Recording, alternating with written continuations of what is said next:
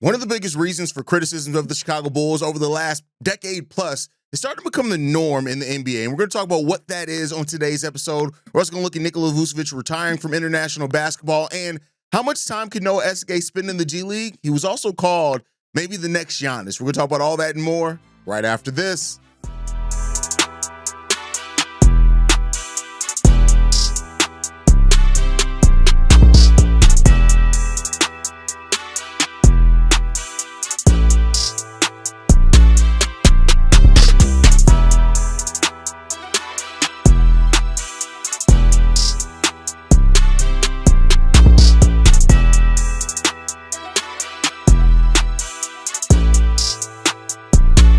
What's going on, Bulls fans? Welcome to another episode of Chicago Bulls Central, your number one spot for everything Chicago Bulls related. I'm the host there, Haize, but more importantly, you guys can follow the channel at Bulls Central Pod on every social media platform we happen to be on. With that said, let's go ahead and get into this content for today, y'all. I want to start off talking about this, and this was spurred on by a conversation in the comment section on the episode where I did some debunking some of the Bulls things.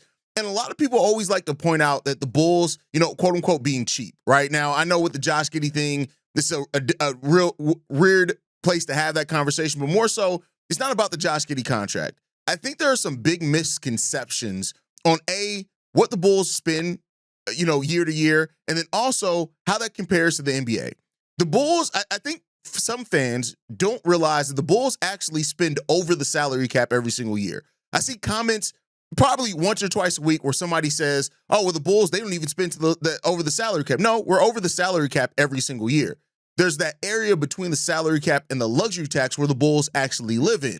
Now, I've always been one, and you go back since I started this channel, where people like to blame the fact that the Bulls can never do X, Y, Z because they don't spend into the luxury tax. And that's just not true. And it's starting to become more and more the norm.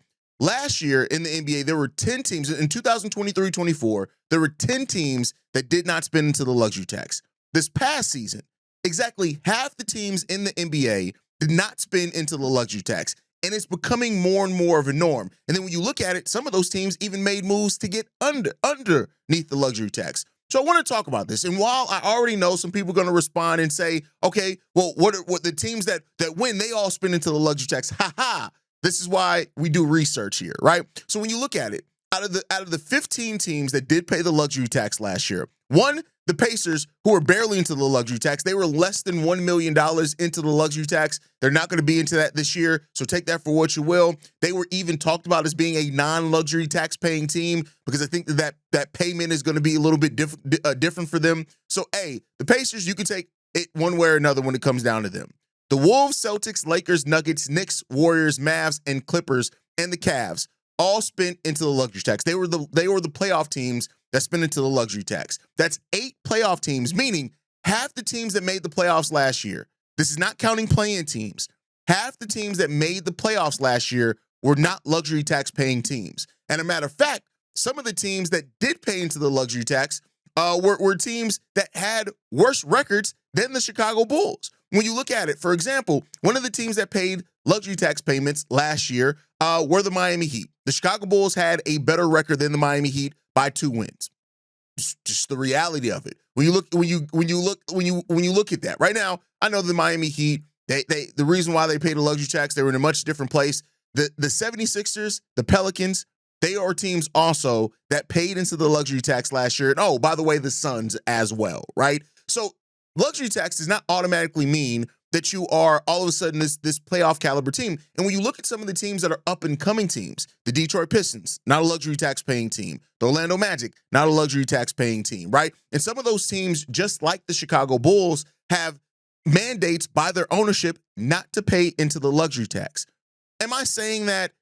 And I've even been one. There are situations in which going into the luxury tax makes sense for your team, right? And when you look at some of the teams with the highest payroll in the league, some of that is due to legacy. For example, the Warriors being a luxury tax-paying team. Yeah, we know they weren't necessarily the best team last year, but when you have Steph, when you have Dre, when you have what that team has done and accomplished over the last decade plus, yeah, you're going to be a luxury tax-paying team. The Denver Nuggets, a team that's won a championship in the last 5 years as well. Then you have the teams that are luxury tax-paying teams. Well, the Celtics as well, they won a title last year. But then you have the teams that are partially into the luxury tax because they made major acquisitions, right? Teams that were kind of built together by trades like the New York Knicks that then is going to lead them into being a luxury tax paying team. The Dallas Mavericks are that as well. A lot of the players that they have there now were players that were or that they landed by via trade, so that's a part into it. The Clippers are this weird mix of all of that, right?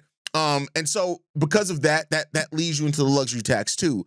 This is not to say that like for what happened with Josh Giddey, again, that's why I said that's a separate thing. But it's just to clear some misconceptions. The luxury tax is not this end all be all in a team that means that you're a team that then thus is going to be a good team in the NBA.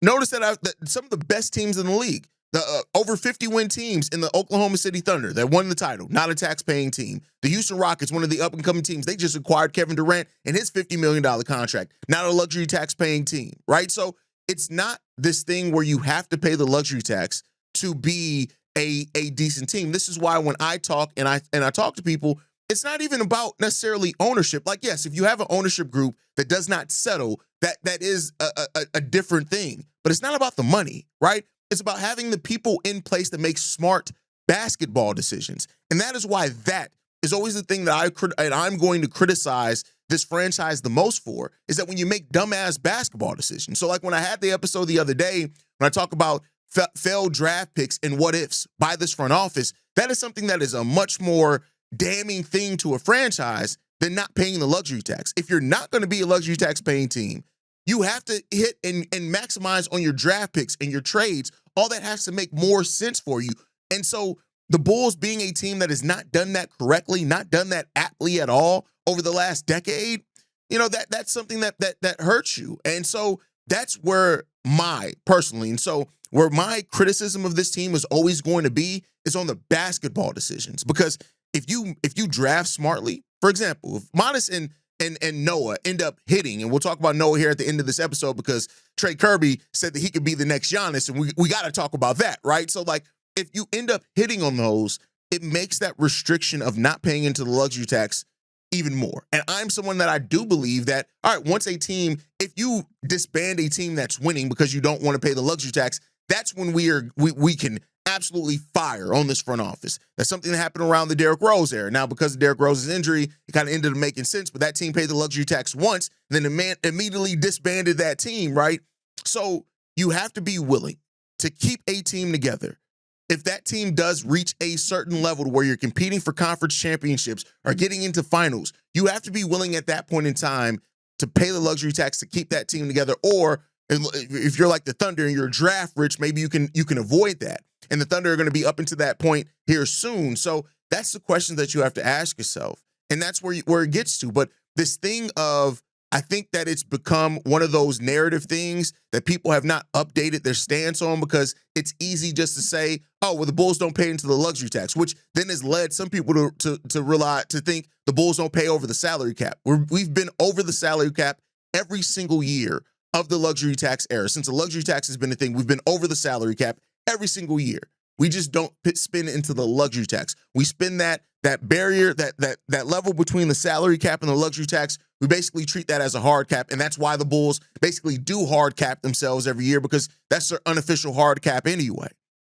But it just means that what you do and the decisions you make weigh even that more heavily when you don't and you can't, via your ownership group or whatever else, go into the luxury tax. And that, again, means that you have to have people that are smart. I've always said this, always been consistent about this. The Bulls, it's not about the Bulls spending into the luxury tax. It's about the Bulls having somebody that runs the team day in and day out, like Jerry Krause did, like Paxson did for a little minute there before Guard took over, that cares more about winning and team building than anything else. That they care so much about getting this team to a place of being a consistent winner, that is the thing that makes them that matters the most for this franchise. And until we have somebody that is there in place that does that day in and day out, that's going to be the thing that hurts us way more than ever not paying the luxury tax.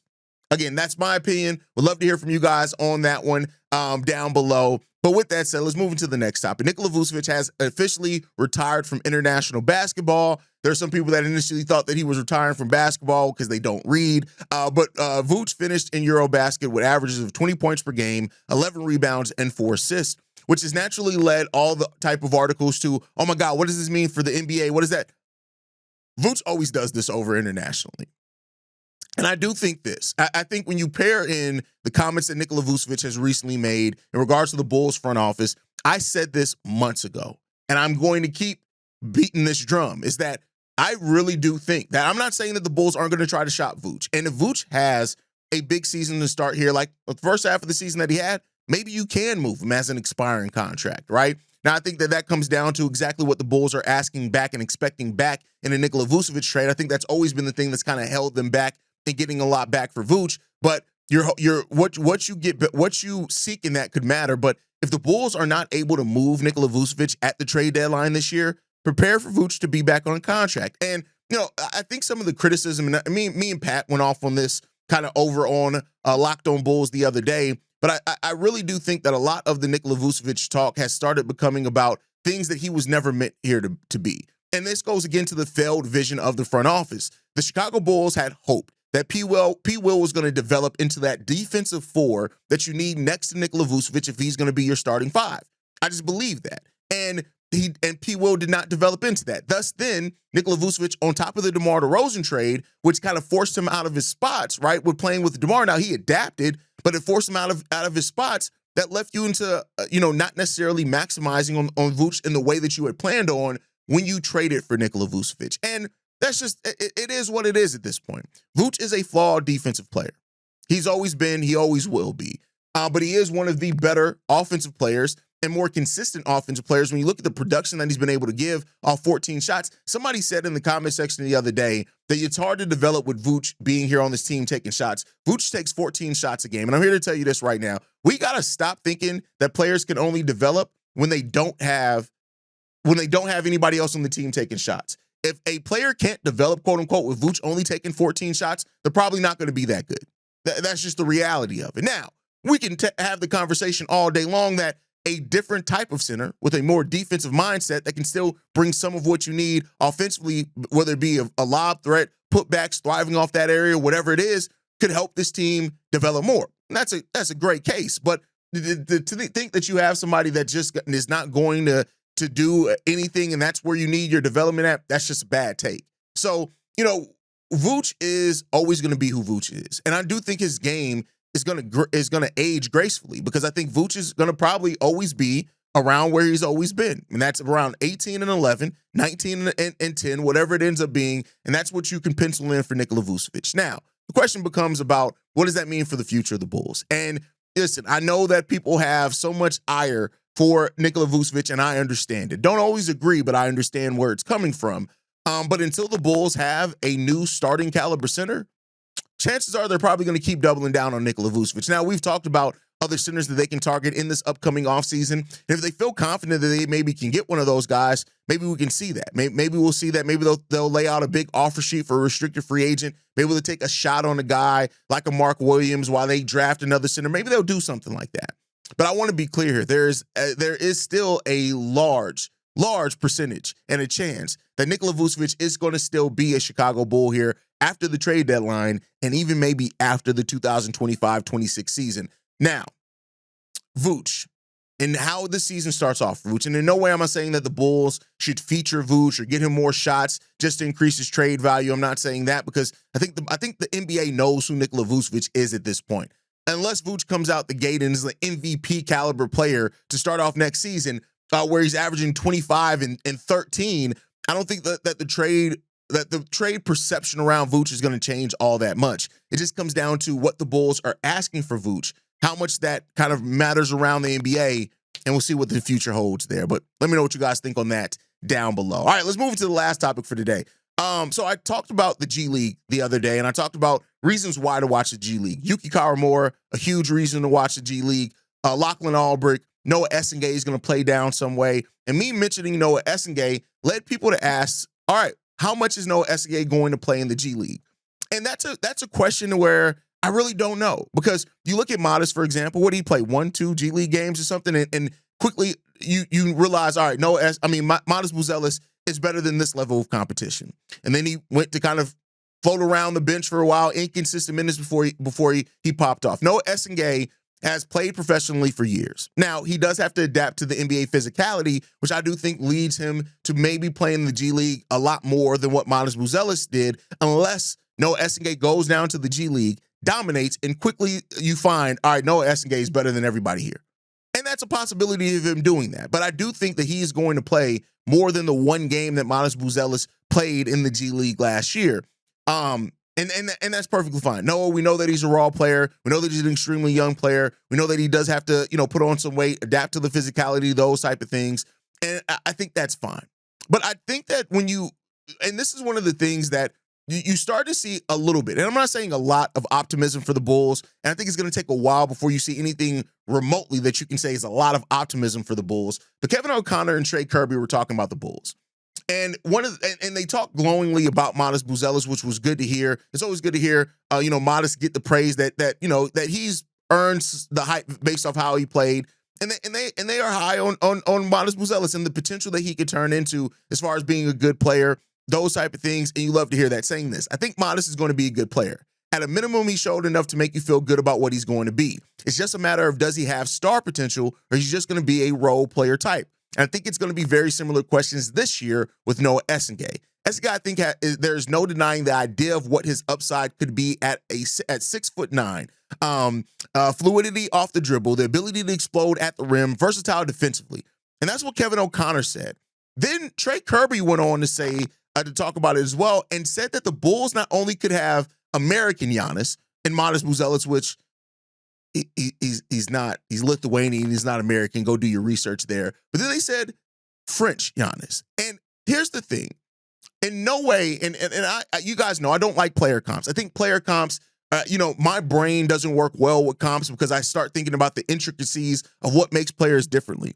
But I think when you're looking at some of the overlap, when the Bucks drafted Giannis, he was looked at as like, yeah, it's this guy that, he a very raw talent that, could probably turn into a really good defender. I remember people for that whole summer talking about, hey, the Greek guy with the huge hands, right? That's what they kept talking about Giannis with. But I think that what you're seeing in Modest Buzelis and Noa Essengue is that it's reinvigorated some hope nationally around the Chicago Bulls, and that people realize that, hey, they could have something here. Now, could Noa Essengue be the next Giannis? I think that that's ridiculous to expect anybody to be the next Giannis, right? But when you look at somebody who does have more of the unicorn type game, I'm not calling him a unicorn, he has to prove that. But if Noa Essengue, with his ability to finish around the rim, he is an explosive athlete. With his defensive versatility that he does offer there, he could be a player that you absolutely look at and say, regardless of it, even if let's say Noah caps out at a 15 and 11 guy with really good defense. That's a building block in the modern NBA. That's actually a huge building block in the modern NBA. And let's say that he throws into that 15 points and 10 rebounds and really good defense, 1.5 to 2 blocks per game. Now you're starting to talk about a player that's going to be in Defensive Player of the Year conversation if that on-ball defense and versatility is something that is evident and then he really develops and hones that skill. So the potential of Modest and Noah together is great. And I love that they are starting to garner some of the national attention because we do have something here. And I think some Bulls fans need to realize that too. Now, how much of that is going to be realized? That's what has to be told over time. And the trust in this coaching staff, the trust in this front office, the trust in our development staff to develop these guys in the way that they need is not necessarily the highest because, again, it's the Chicago Bulls who haven't necessarily developed correctly or amazingly over the last decade. So that doubt and concern is going to be there from Bulls fans, and it's valid, right?